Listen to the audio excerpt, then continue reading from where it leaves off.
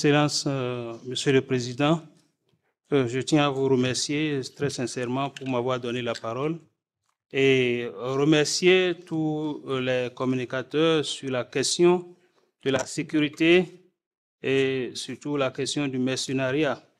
Notre continent, l'Afrique, a besoin de l'amour entre ses fils et de la paix entre ses pays, la paix entre les frères et sœurs. Nous sommes tous conscients que là où il y a les conflits, il n'y a pas la paix, il n'y a pas le développement. L'Afrique a besoin de développement. Les pères fondateurs de l'OUA, devenue Union africaine, étaient conscients que l'Afrique a besoin de s'unir. L'Afrique a besoin de la paix.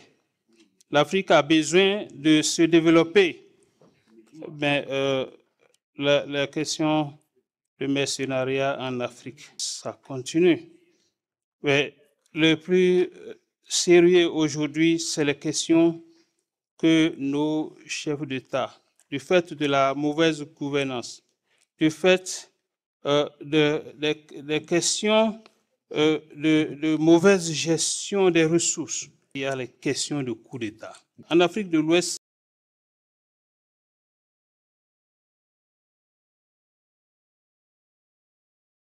des situations dramatiques, les questions de fermeture de frontières, les questions de pertes en termes de milliards, de pertes des marchandises, des pertes de trafic au niveau de l'Afrique de l'Ouest aujourd'hui.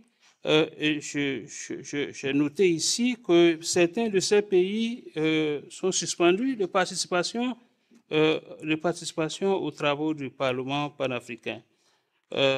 Mais en plus de ces cas de coups d'État militaires, il y a aussi des coups d'État institutionnels qui se font en Afrique de l'Ouest surtout et peut-être dans d'autres parties de l'Afrique, où nos chefs d'État, du fait de la cupidité de s'éterniser au pouvoir, modifient allègrement les constitutions avec toutes les conséquences qui en découlent, et avec les conséquences des soulèvements, des conflits, parfois des conflits qui conduisent à des pertes en vies humaines et qui s'éternisent au pouvoir.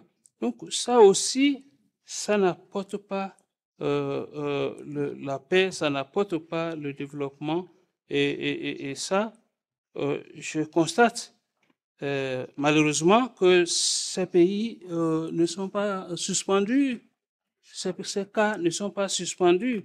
Donc, je voudrais demander pourquoi ces cas de deux poids, deux mesures. Parce qu'un coup d'État, c'est un coup d'État. Le respect des institutions, le respect de la Constitution qui régit le pays s'impose pour garantir la paix, la sécurité et le développement dans nos pays africains. Merci, Monsieur le Président.